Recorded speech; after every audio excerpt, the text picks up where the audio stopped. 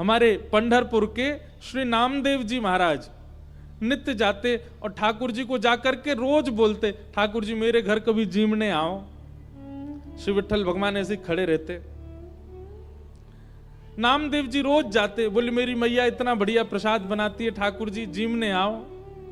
तो नामदेव जी से कभी कभी ठाकुर जी बोलते थे, ठाकुर जी कहें पूरी दुनिया यहीं लेके आ जाती है, तू भी लिया यहीं पे, हम यहीं खड़े यहीं पालेंगे। बोले नहीं, मेरे घर आओ पाने के लिए। तो ठाकुर जी बोले मैं तेरे घर पाने जाऊंगा तो यहां पे कौन खड़ा होगा मेरी जगह, लाखों लोग दर्शन करने आते हैं। नामदेव जी बोले आप भगवान हो, सर्वसमर्थ हो, कोई व्यवस्था कर लो अपनी। भगवान बोले ठीक है कर ली हमने व्यवस्था। बोले क्या व्यवस्था? बोले मैं तेरे घर जाऊंगा पाने, तू मेरी जगह खड़ा हो जा। नामदेव जी बोले ये कैसे हो सकता है? भगवान बोले सब हो जाएगा, बस आज एक काम करियो, रात्रि में जैसी शयन आरती हो, शयन आरती के बाद छुप जाइयो पीछे आके, देखो ठाकुर जी की लीला। ये सत्य घटना है श्री नामदेव जी महाराज की। नामदेव जी छुप गए। रात्रि में शयन आरती के बाद जैसे ही कपाट बंद हुए, ठाकुर जी तुरंत मूर्तिमंत खड़े थे, मूर्ति से सहज हो गए और सहज उतर गए अपने आसन से। और नामदेव जी कहा तुम खड़े हो जाओ। खड़े हो गए। नामदेव जी बोले ऐसे खड़े हो जाओ हमारी तरह। हो गए खड़े। अब ठाकुर जी उनका श्रृंगार कर रहे हैं, अपनी जैसी पगड़ी पहनाई, अपने जैसे वस्त्र पहनाए, अपने जैसे पूरे हाथ पाम कर दिए, कहीं से काजल ला करके हाथ पाम में लगा दी, बिल्कुल कारे बना दिए नामदेव जी।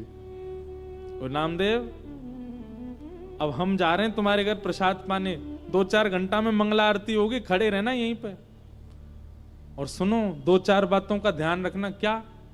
ये सुबह सुबह पुजारी आकर के तुमको ठंडे ठंडे पानी से नवाएंगे, ठिठर मत जाना। अंदर से ठंडी लगे तो भी रोक लेना। नामदेव जी बोले वो कैसे रोकूंगा? बोले हम नहीं रोक रहे इतने साल से, रोज रोज हमको भी नवा देते हैं सुबह 4 बजे, हम भी तो अपनी कंपन होता रोकते हैं उसको। और सुनो फिर दूध से नवाएंगे तुमको, उसके बाद शहद डालेंगे तुम्हारे ऊपर।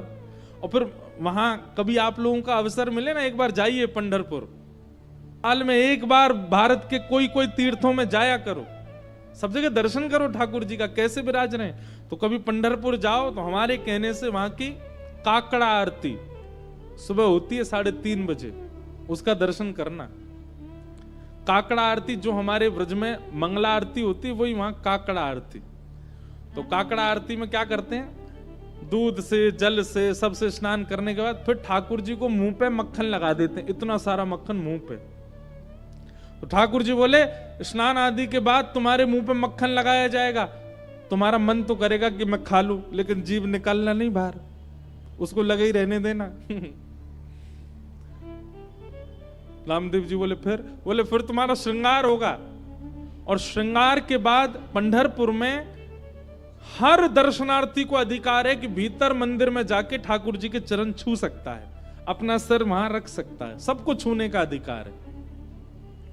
बोले दुनिया भर के लोग तुम्हारे सामने आएंगे, सब लोग आकर के तुम्हारे चरणों में प्रणाम करेंगे, अपने दुख दर्द बताएंगे, सबकी सुन लेना, पूर्ण किसी की मत करना। तुमको दया भी आएगी, कोई रोता हुआ भी आएगा, कोई बहुत ज्यादा विचलित भी आएगा।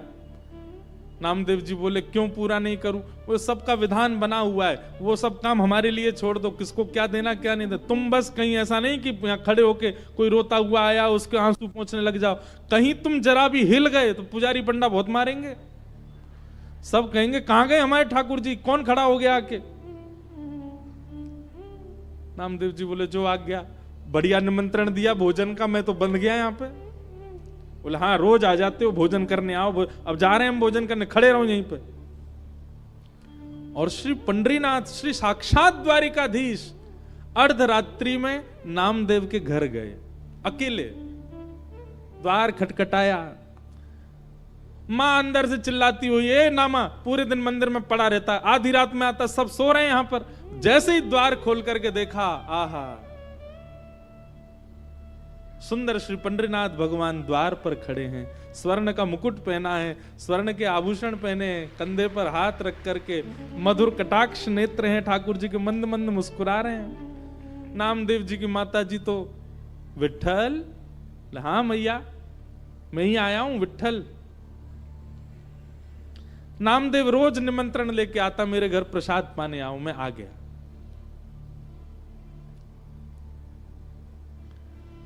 नामदेव जी की माता जी ने चूल्हा रात में चेताया, खूब बढ़िया बढ़िया प्रसाद बना करके ठाकुर जी को अपने हाथ से पवाया।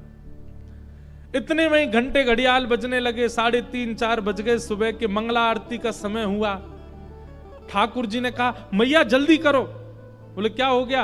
अब आपको मंगला में जाना है? बोले मंगला में अब मैं तो व्यवस्था करके आया हूं वहां पे, लेकिन मुझे आज तक तो मैं दर्शन देता था काकड़ा आरती में, मंगला आरती में, आज मैं दर्शन करने जाऊंगा। मैया बोली क्या करूं? बोले काली सौल लेके आओ। और मैया सौल लेके आई। ठाकुर जी ने अपने मुकुट उकुट उतार करके, आभूषण उतार करके, और काली सौल में बढ़िया स्वयं को लपेट लिया, किसी को पहचान में नहीं आवे। कारे कारे तो ठाकुर जी हैं, काली सौल और ओढ़ ली।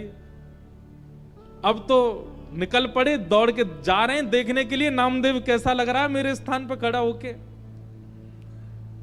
दर्शनार्थी लाइन लगा करके खड़े थे, उन्हीं में ठाकुर जी खड़े हैं और दूर से ही निहार रहे हैं। नामदेव जी चुपचाप नेत्र बंद करके, हाथ बिल्कुल कमर पर, जैसे पंडरीनाथ भगवान खड़े होते हैं बिल्कुल वैसे ही खड़े हैं। और ठाकुर जी दूर से ही देख करके नामदेव की बलियां ले रहे हैं। आहा मेरो नामा कितना अच्छा लग रहा है। गर्भगृह में जैसे ही ठाकुर जी पहुंचे, ठाकुर जी के आते ही नामदेव जी को पता चल गया कि ठाकुर जी आए हैं। सो नामदेव जी मन में सोचे सब प्रणाम कर रहे हैं, कि ठाकुर जी प्रणाम नहीं कर ले मुझको, मैं कैसे रोक पाऊंगा? ठाकुर जी प्रणाम कर रहे हैं। ठाकुर जी गए, नामदेव जी को देखा। नामदेव जी को देख करके जैसे ही नीचे सर झुकाया, नामदेव जी के नेत्रों से आंसू गिरने लगे। नाथ ये कैसी लीला कर रहे हो आप? बलैया लेने लगे। अद्भुत हैं बंधुओं ठाकुर जी। ठाकुर जी जैसा प्रेम कौन कर सकता है? अपने भक्त को अपने स्थान पर खड़े होकर उसके दर्शन करने आए हैं। पहले तो खूब बलैया ली, और फिर उसके बाद ठाकुर जी बोले ए नामा तुझे नोच के भाग जाऊं? तू जोर से चिल्लाएगा, पंडित पुजारियों को पता चल जाएगा। नामदेव जी बोले ऐसा मत करो, मैं किसी को बताऊंगा कि आपने मुझे खड़ा किया, कोई मानेगा और नहीं। ठाकुर जी चिढ़ा रहे हैं नामदेव जी को, नामदेव जी घबरा रहे हैं। ऐसी लीला, इसको कहते हैं रास। क्या कहते हैं? रास। ये लीलाएं जब ठाकुर जी आपके लिए सहज हो जाते हैं, ठाकुर जी आपको प्रायोरिटी देने लग जाते हैं, ठाकुर जी आपके लिए यह भूल जाते हैं कि वे परमात्मा हैं, इसको कहते हैं रास। रास का मतलब नाचना नहीं होता। रास का मतलब इन गोपियों के लिए ठाकुर जी सहज हो गए। इन गोपियों के लिए ठाकुर जी ने अपना परमात्म भेष त्याग दिया। इन गोपियों के लिए ठाकुर जी सरल बन गए, दीन बन गए, इसीलिए उसको रास बिहार कहा। और वृंदावन में रास नहीं किया ठाकुर जी ने, महारास किया। महारास मतलब आज तक ठाकुर जी महारास बिहारी हैं। मतलब आप जाकर के प्रस्तुत करो, आज भी ठाकुर जी अपने पाषाण भेष को त्याग करके आपके लिए सहज होने को तैयार बैठे हैं वृंदावन में। ये केवल वृंदावन में और कहीं नहीं। आज भी वृंदावन में कितने वैष्णवों को अनुभव होता है। श्री बिहारी जी में तो पर्दा ही हमारे बार बार लगाया जाए कि कहीं कोई टकटकी लगा के बिहारी जी को देख नहीं ले, नहीं तो ये वही के संग चले जाएंगे। आपके नेत्र कहीं ठाकुर जी से नहीं मिल जाए, इसलिए बार बार पर्दा किया जाता है बिहारी जी के आगे। एक बार चले गए थे किसी के संग कहीं, पर ढूंढ ढांड के लाए, तब से नियम बन गया कि बार बार पर्दा करो। क्यों? क्योंकि बिहारी जी ने कोई से नैन मिला लिए, सो कैसो भी आदमी हो बाकी संगी चले जाएंगे। बताओ कितने भोले ठाकुर जी हैं, किसी के संग जाने के लिए तैयार तत्पर बैठे हैं।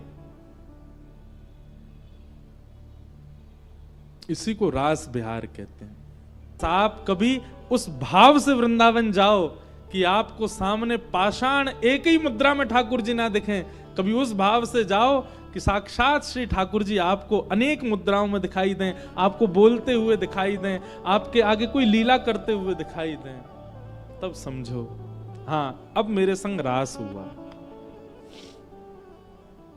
अभी हम रस में हैं, हमें रास में जाना है, और रास में जाने के लिए हमें अपना निर्माण करना पड़ेगा, अपनी मन बुद्धि और विचारों को वैसा करना पड़ेगा जिससे श्री कृष्ण रास करें।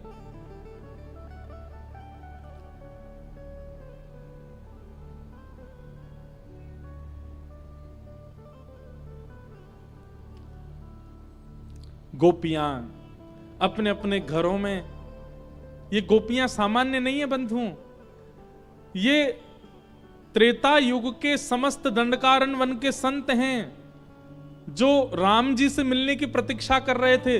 तब हनुमान जी ने जाकर के इनसे कहा आप सब लोग प्रतीक्षा मत करो, केवल राम जी का चिंतन करते करते अपने देह का त्याग करो, आप सब संत ही द्वापर में ब्रज में गोपी बनकर के प्रकट होगे, तब राम जी कृष्ण बन के आएंगे और आप सबके साथ रास विहार करेंगे, आप सबको वो सुख प्रदान करेंगे जो एक प्रियतम प्रियतमा का होता है आपके गले में। अभी तो राम जी भगवान है, आप सब संतों केवल प्रणाम तक अधिकार होगा, लेकिन द्वापर युग तक प्रतीक्षा करोगे तो एक प्रियतम के भाव से ठाकुर जी आपके गले में गलवैयां डाल के रास विहार करेंगे, वो सुख प्रदान करेंगे जो किसी को नहीं मिला। तब से दंडकारण्य वन के संत वही द्वापर में ब्रज की गोपी बनकर के आए, और जैसे ही कृष्ण प्रकट हुए नंदरानी के भवन में, गोपियों ने जैसे ही श्री कृष्ण को देखा, नन्हे से कन्हैया को देखते ही सब गोपियों को याद आ गया कि अरे हम तो पूर्व जन्म के संत हैं और ये साक्षात राम जी ही कृष्ण बनकर के आए हैं हमारे साथ रास विहार के लिए। अब सब गोपियां प्रतीक्षा कर रही हैं ये कब उस भाव में आएंगे कि हमारे साथ रास करें, और आज वही दिन आया। 7.5 वर्ष के श्री ठाकुर जी हो गए।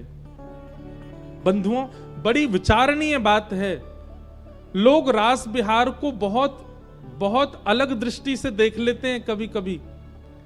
मैं उन लोगों से प्रार्थना करना चाहता हूं, ठाकुर जी की आयु 7.5 वर्ष की है और ठाकुर जी के साथ रास करने वाली गोपियों की आयु 80 वर्ष की, 90 वर्ष की, 100 वर्ष की। अरे 100 वर्ष से लेके 6 वर्ष तक की गोपियां हैं ठाकुर जी के साथ रास विहार में। इतने नन्हे से बालक के प्रति 80 वर्ष की गोपी का प्रियतम भाव कैसे आ सकता है? केवल तभी आ सकता है जब उनको उस नन्हे से बालक में परब्रह्म का दर्शन हुआ हो। 7.5 वर्ष के बालक को, अब तो बालक बड़े पढ़े लिखे होने लग गए हैं बचपन से, हम तो भैया अपनी सत्य बताएं कोई फिल्टर नहीं है बात में। 7.5 वर्ष तक हमको ये भी नहीं पता था कि कपड़े कैसे पहनते हैं। 7.5 वर्ष की आयु में ऐसे ही डोलते थे और उनके साथ गोपियां रास विहार कर रही हैं।